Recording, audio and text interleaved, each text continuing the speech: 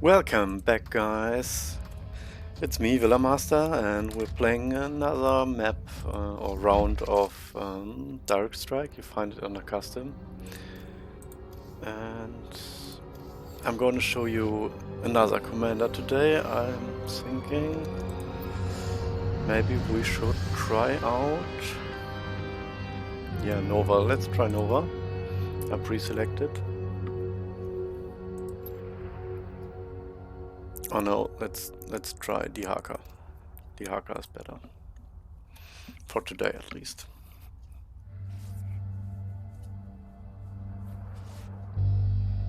Wait for people to join.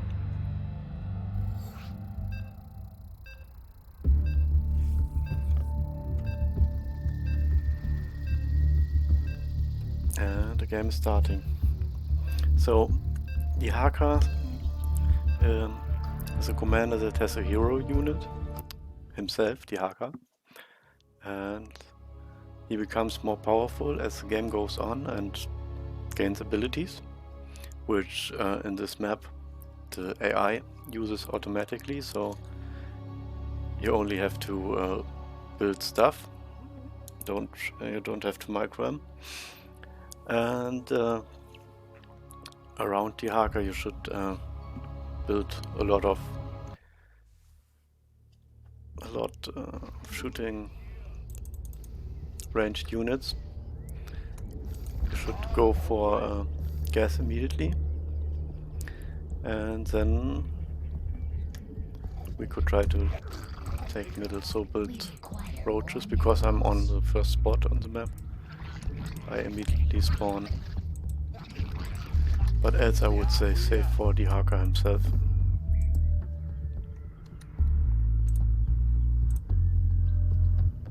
Yeah. My roaches took middle and we gained +1 minerals per second because of that. And my roach is going to down and dying. But the purpose is fulfilled. We took middle income and we are granted middle income as long as no enemy unit is walking over it again. But we'll lose it soon, I think. My ally didn't build any units, but he did. The next one did, Reyna. Marine and the Marauder. Let's see. He's rushing middle, I have to build. I usually build Dehaka on... Wait, I misplaced. On this spot. And... yeah. You have to go on Dehaka and press the Evolve Dehaka key. Evolve Devour first, and Intimidating Roar, and then Regeneration Aura. Gas up. Now I'm facing enemy Marauders, so I think he built Marauders because I had so many roaches, 3 roaches. Yeah, thought I would go for mass roaches. But now obviously we're adding Zerglings because they are light units and they are hard to kill for Marauders. Next, what I usually do on Dehaka, and I would always recommend, is Dehaka can build towers, but Dehaka's towers cost minerals, so first establish a small attacking group with Dehaka himself, and then start building all 3 towers.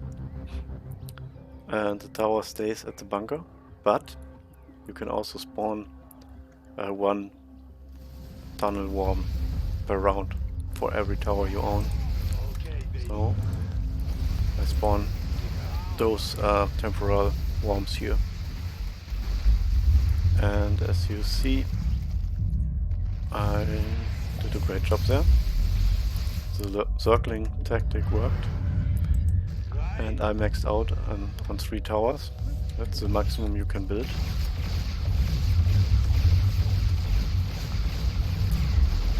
You can spare the tower deep tunneling charges for just before the timer reaches 0. So I can help my ally now with a tunnel worm. Now I should build more units. Yeah, that's a good attacking squad. At this point, I will start saying for the 300 mineral extractor. But my ally, my enemy is building fire beds, which is a great unit against my Zerglings, so I have to be careful not to lose. But it seems at the moment I'm cleaning him up, even though I did not use any deep tunnels yet, deep tunnel worms. And now that I got 3 gas and a small front line, I usually start spamming Hydralisks, like on this row, exactly where this square ends, basically here. I go just from one to the other side, just building Hydralisks. Tons of Hydralisks. Hydralisks have really high firepower, are ranged. You can upgrade the range here. 4+1 range on Hydralisks even. And Hydralisks shoot, yeah, they shoot air. So, overall, a very good purpose, general purpose shooting unit for Dehaka. And since Dehaka is his own tank, you automatically always have a good tank in front of the Hydralisks. Now, a bit more Hydralisks. And my Dehaka is level 4. I could spend a skill point, but I don't. I'm saving up for level 5. Level 5 I go for the Evolve Keen Sense and Evolve Chitinous Plating, which grants one grants detection and the other grants +3 armor. And +3 armor on Dehaka himself makes him a very strong tank. So there's not much you have to do else than building Hydralisk now. My enemy decided to laser beam me from the space, so I probably lose this round. But we are in no trouble, since I can spam worms here for defense.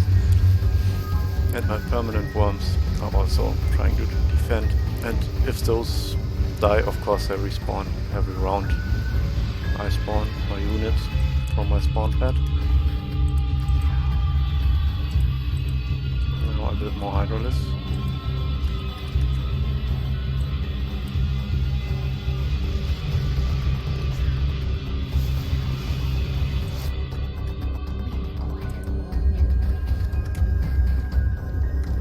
My Dehaka is nearly level 5, but not yet. I think the next Hydralisk might do it. Yes, +20 as its level up. Now immediately select the armor and the detection.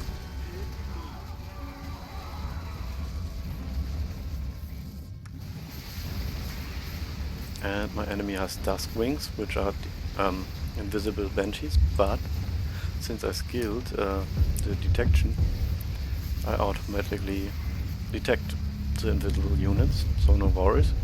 If you don't have the detection on Dehaka, you have to use the deep tunnel worms. They also grant detection. But now I can use my worms to kill the next wave, to give my team a huge advantage. And one note on Dehaka: don't go early T2. Don't go upgrades early game. You should really spare the upgrades after 10-minute mark, maybe after 15 minutes mark even. They're just too much cost involved in upgrading the units yet. 300 minerals is usually not worth it. That's 3 Hydralisks, which in return deal much more damage and even have HP himself, so save it for later. And you should go T2 on the 10-minute mark maybe, to build advanced units. Of course it depends also on what your enemy is building. But on T2 usually you should either build primal hosts, or I like to build impalers versus most units as archery. So I complete my front line with more links. And then I probably should go T2 at research on my giant Odin.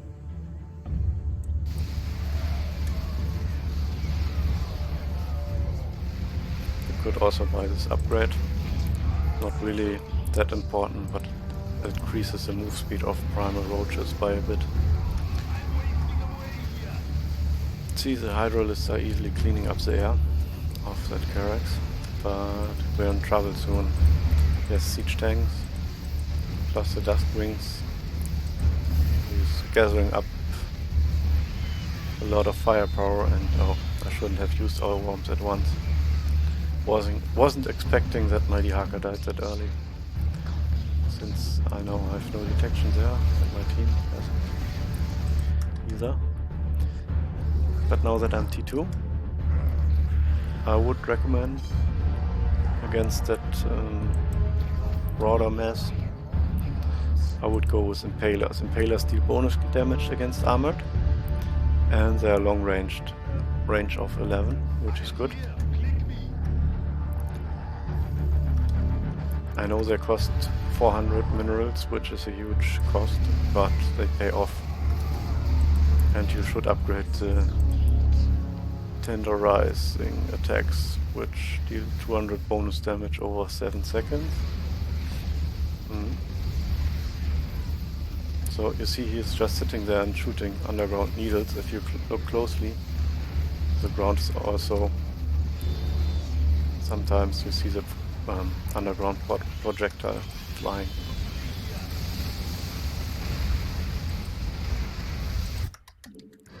But Impalers are very a good unit to stack with the next wave of your allies. They often remain unseen or unkilled and can fight with your ally. So that your wave and the wave of your ally is stacking up and synergizing and being even stronger then. My Dehaka reached level 6 some time ago. I should probably skill the Scorching Breath, which wipes out instantly some of the weak brainer units, as you have seen. There, yeah. And it looks like I'm cleaning up that brainer, even though I'm getting beamed from space laser.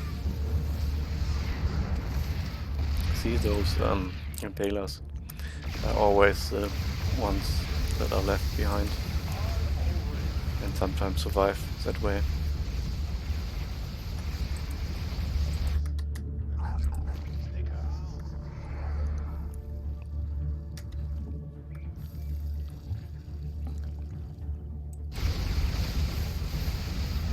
Yeah, I wouldn't recommend going for gas unless you're really sure you're in the winning position, and even then it's not really necessary to go for gas in this map, even as commander mode. It's just for fun if you really don't mind. Else I would recommend 3 gas, of course. And the Banshees are no match for my Hydralisk and Dehaka combo, while all the other units get cleaned up by the Impalers.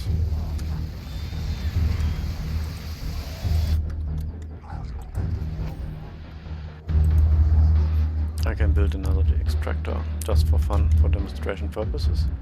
Yeah, Dehaka reached level 7 and I should skill the final regeneration aura of the primal Zergs, which grants 9 life per second to allied units, so to my units, and I think even my ally units get regeneration.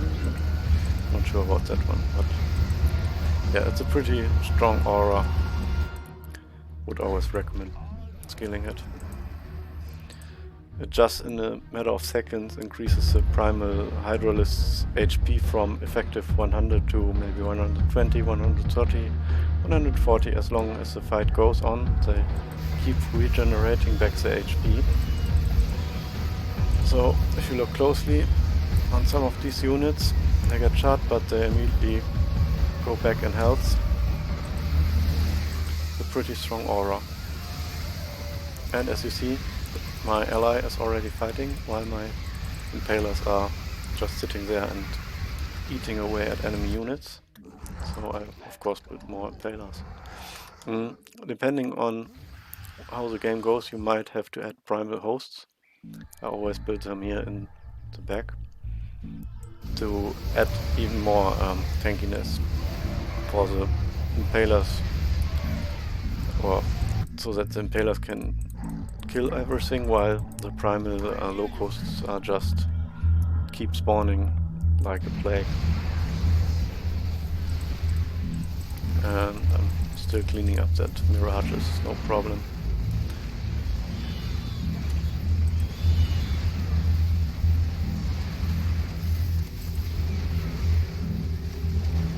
But oh no, I didn't clean up the mirages, unfortunately. So I might have to consider either Tyrannosaurs or Creeper Host to build more stronger anti-air, but it will involve a huge cost in going T3, so I'm spending a little bit more of Hydralisks and hoping that my allies are doing something so that we can strike back.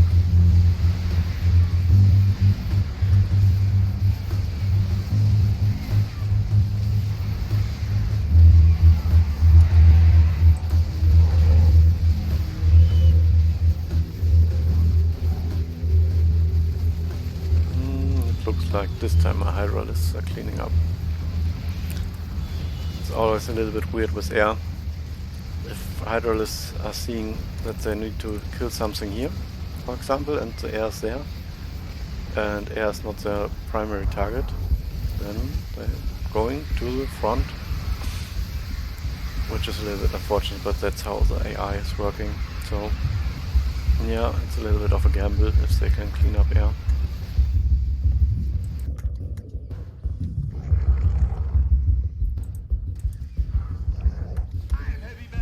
I'm still thinking I will build more impalers and prolong my tactic by just building more Hydralisks.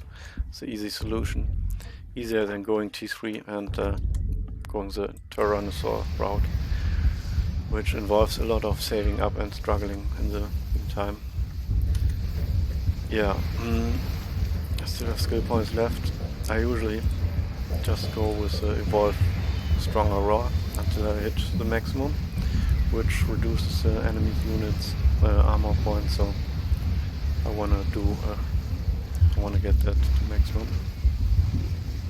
Now, unfortunately, our enemy left, one of them at least, but no worries. The map usually balances out on its own very good, since they just keep alternating to spawn, so they don't lose any spawn wave.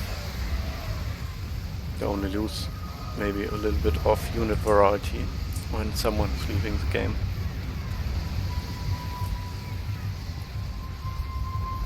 So it should still be really fair game.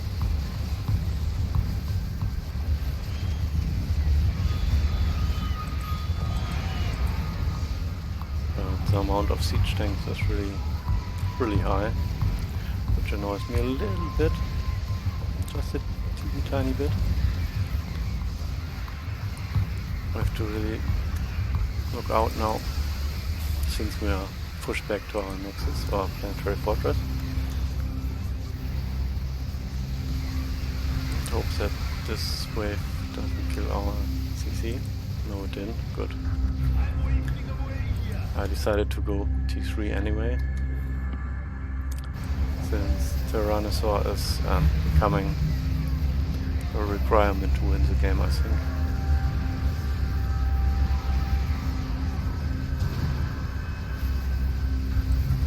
Let's scan.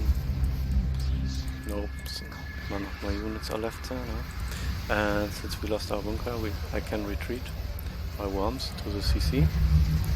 If I can. Yeah, I was able to retreat 2 of the worms, one is still in that spawning location somewhere. And since I completed T3, I can build the Greater Primal Worm, the best defense structure of Dehaka, and he's also doesn't involve any mineral costs, unlike the other worms.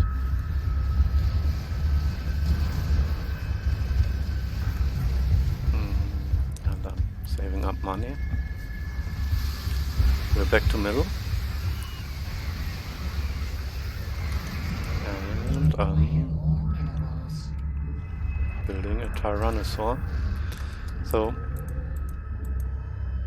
the Tyrannosaur has some cool abilities. First of all, he has an unlockable ability, Barrage of Spikes, which is a splash damage ability that even hits air. So he just wrecks units with that in his surrounding. And he also has an upgradable ability that grants +2 armor for all my units in the vicinity around Tyrannosaur. Look, for example, the Deimos Vikings. Here on armor, I got 3+2 because of my Tyrannosaur and all my Zerglings and stuff. So if you have a Tyrannosaur, it's also really good to build a primal host in the back, so or more of them, so that the small locals gain armor. And now we cleaned up and won the match on my wave. So GG, that was all. It was a basic guide into Dehaka on direct strike 3-on-3 commanders. And I hope you learned the basics, and you will find out the details on your own, I think.